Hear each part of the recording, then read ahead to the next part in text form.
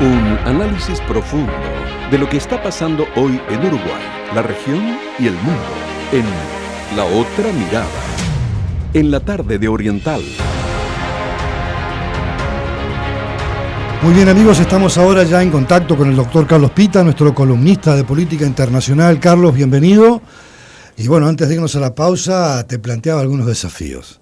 Acaba de realizarse una elección, primera vuelta en Chile, con una ganadora que es Janet Jara, pero con un porcentaje menor al que se esperaba, y con una oposición hoy en la estructura política chilena, la derecha chilena que va de lo más radical hacia el centro, que si se suman todos los votos que se obtienen, podrían obtener una victoria electoral en noviembre. ¿Cómo es el escenario político? Además, tú fuiste embajador en Chile, conocés más la realidad chilena por haber estado allí, conocés su estructura, su idiosincrasia, y bueno, y la emergencia además de un voto que es por primera vez en muchos años obligatorio y que de alguna manera recompone o reconfigura el panorama político de Chile.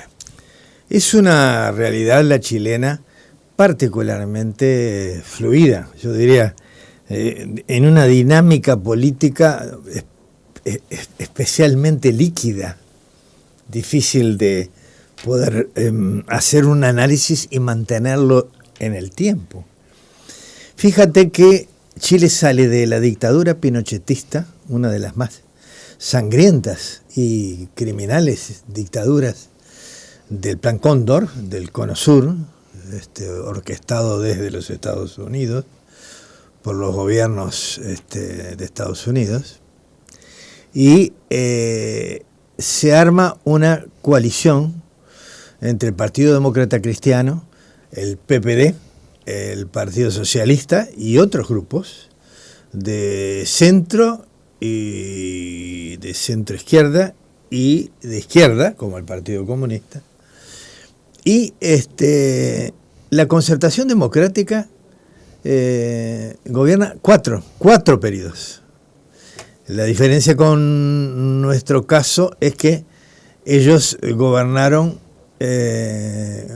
por 16 años sin interrupción, porque son 4 años el periodo de gobierno y acá son 5. Hoy ves que después de aquel periodo de 4 gobiernos consecutivos de centro izquierda, digamos, o de centro.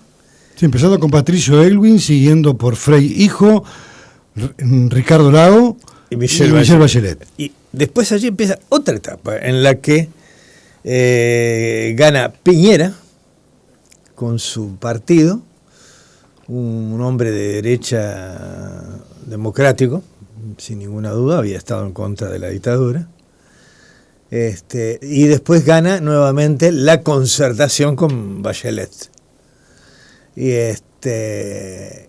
después de ello ocurre un fenómeno que todos lo van a recordar cuando se los diga. La explosión social más grande de la historia que yo he visto, con millones de personas en Santiago y en las principales ciudades de Chile, del 2019. ¿Ustedes se acuerdan jugaron un rol importante de lo que fue la explosión del boleto? Claro. Se le llamó. En ese contexto se realizó una elección para una asamblea constituyente para reformar la Constitución chilena, y la enorme mayoría de los miembros electos no eran de partidos políticos. Sí, eran ciudadanos comunes y corrientes que eran independientes, sí, que habían sido protagónicos, o grupos sociales o corporativos, pero habían sido protagonistas de la explosión social, a la que los partidos trataban de encauzar, digamos, desde el punto de vista pacífico institucional. Institucionalizar la protesta. Seguro, hacer un camino de reformas institucionales. En esa situación se produce una nueva elección para el cambio de gobierno y allí triunfa, pero en una reconformación del esquema político partidario muy grande, se arma una especie de... se arma el Frente Amplio. Un Frente Amplio, ¿sí? Y en donde los temas eran los temas que había dejado la explosión social, que eran todos reclamos por el boleto, pero no eran reclamos por el boleto, eran por el costo del boleto, por el costo de vida, por la falta de seguridad social, por la falta de asistencia de la salud. El acceso a la educación gratuito. Por la escasísima presencia de políticas públicas al servicio de los sectores menos pudientes de la sociedad, de los sectores más vulnerables. Y esa elección fue concentrada en el tema de los derechos de la gente más humilde y de la causa de una igualdad necesaria en democracia. Y allí, en ese contexto de discusión y debate, es electo Boric. Que fue uno de los protagonistas de ese estallido social. Que fue uno de los protagonistas. Junto con Camila Vallejo. Sí, efectivamente. La hoy vocera del gobierno de Boric. La cuestión es que de aquella época, que hace, es el gobierno que terminó, el gobierno que todavía no terminó, que le va a entregar al gobierno que sea electo el domingo que viene, el domingo 14 de diciembre, ¿sí? Un mes después es el balotaje. ¿Cuáles eran los temas centrales de esta elección? Independientemente del juicio sobre el gobierno de Boric, el 60% de la población, acá estamos acostumbrados a haber visto los datos que dan las encuestadoras de cuál es la principal preocupación para la gente: el trabajo, la seguridad, el empleo, la salud, en fin, la cultura, la educación. El 60% de todos los votantes, que esta vez fue por primera vez obligatorio en décadas, ¿sí? Era la inseguridad en Chile y la presencia del narcotráfico, con un protagonismo central en todas las zonas más humildes para difundir el consumo de drogas y generar un clima de delincuencia en su entorno, exactamente como pasa en todo el mundo. Nosotros nos quejamos, y con mucha razón, de la gravedad que tiene la situación acá en Uruguay, porque llegó a Uruguay. A Chile también le llegó. Le llegó a tal grado que la inseguridad era el 60%. El segundo problema, muy cerquita de ese 60%, la inmigración. La cantidad de ciudadanos, sobre todo venezolanos, que han llegado masivamente a Chile. Y además, el tema de la inmigración íntimamente vinculado, expresado por los encuestados, más del 60% estoy hablando, con el delito y el incremento de la inseguridad. ¿Planteo de quién? De Donald Trump. El inmigrante es sinónimo, ¿no?, de delincuente. Lo que estoy queriendo decir es esto, que cambió radicalmente la temática, cambió radicalmente el centro de preocupación. Yo no digo que la gente se lleve por el relato de Trump. Lo que estoy hablando es de que es muy común eso en el mundo. Pero hubo candidatos en la campaña electoral en esta campaña electoral chilena, que tomaron esos dos temas y los pusieron como foco y obtuvieron un respaldo electoral importante. Pero es que esa fue la característica central de la campaña. Todos los candidatos hicieron foco en el tema de la inseguridad y en el tema de la inmigración. Algunos de ellos prometieron ya cifras concretas. Por ejemplo, el que salió segundo detrás de la candidata del oficialismo, digamos, detrás de Janet Jara. De Janet Jara. Juan Antonio Katz. Prometió en su campaña en el primer semestre del año de su gobierno, si era electo él, sacar a 500.000 inmigrantes indocumentados inmediatamente, expulsarlos. En una propuesta insólita, porque tú, para expulsar a alguien de un país, tenés que tener un destino asegurado y una negociación realizada a dónde va a ir la persona. Como la campaña que hizo Trump cuando asumió el gobierno. Bueno. Expulsar inmigrantes de Estados Unidos. Esa fue la característica. Entonces, la primera cosa que yo te digo es que el Chile que estuvo en esta votación era un Chile absolutamente diferente a los anteriores 2 Chiles que te hablé, ¿sí? La votación fue lamentablemente para los intereses de la continuidad del gobierno muy escasa. Realmente Jara sacó, no llegó a sacar 3 puntos y poquito de ventaja. Un 27% a un 24%, ¿no? Casi más o menos. O un 28 un 25. A un 24 y pico, digamos. Bueno, un 3 y algo por ciento. Pero sobre todo con muy bajo nivel, 27 y pico, casi 28, ¿no?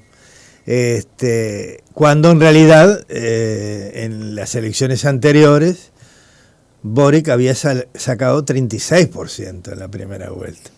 Pero el problema no es lo poco que sacó Jara, sino que todos los demás candidatos, excepto 3 muy minoritarios, Ares, que es de izquierda, radical, que siempre fue un candidato que estuvo allí, Marco Enrique Ominami. Marco Enrique Ominami, que siempre fue un candidato que fue por las de él y sacó un 1.6%, y Parisi, que es el tercero. Y bueno, y hay un fenómeno nuevo que es Parisi. Todos los demás son de derecha y de derecha extrema. Él siempre se autodefine. Me llamó la atención las palabras que utilizaba. Cuando le preguntaban a qué ideología adscribía, él decía ni facho ni comunacho. Y era una frase que repitió a lo largo de toda la campaña. Y es difícil prever para dónde va a ir él y su electorado. Fue un resultado extraordinario para él. Lo curioso del caso es que la audiencia puede haber visto en los noticieros, pero si no lo vio, se lo digo ahora. Él ya fue 3 veces candidato. Esta es la tercera vez que es candidato. Las 2 veces anteriores hizo campaña, pero no sin estar en Chile. Es cierto. Fue a votarse a él. Pero la campaña la hizo en las redes, fundamentalmente, y en alguna publicidad pequeñita, muy poca. Esta vez él vino un poquito antes, estuvo más presente y sacó un 20%. Sacó un 20%, estuvo pegadito a Katz. Desplazando a Evelyn Matei, que era... Quedó quinta Evelyn Matei, que era de la derecha más tradicional. Y que además fue ministra del gobierno de Piñera. Sí. La cuestión es que hoy estamos ante una situación en la que es realmente, claramente favorito Kast, el que salió segundo, y Parisi, que podría ser un sector que podría definirse no necesariamente a favor de la derecha, porque él es un candidato populista que él siempre prometió lo que la gente quería escuchar. Y tiene antecedentes de haber estado en la izquierda. Sí, pero él, en las 3 elecciones en las que participó, su discurso decía lo que la gente quería oír, para decirlo claro y concreto. Tú querés vivir bien, bonito y barato, yo te lo aseguro. O sea, era el que quería. Era el populismo clásico. Te cambio de tema porque es importante saber la repercusión que puede tener, no solo en el país en sí, sino para América Latina, este plebiscito que impulsó el presidente recientemente electo, Daniel Noboa creo que es, si no lo estoy diciendo mal, Daniel Noboa, donde entre otras cosas implicaba ese plebiscito darle espacio a las Fuerzas Armadas norteamericanas para que operaran adentro de Ecuador, mucho más allá de bases militares, una reforma constitucional con una asamblea constituyente que cambiara la estructura política del país. Son 2 de los grandes temas. Había muchas cosas más. Sí, una asamblea constituyente que proponía, pero que no decía para qué. Exacto.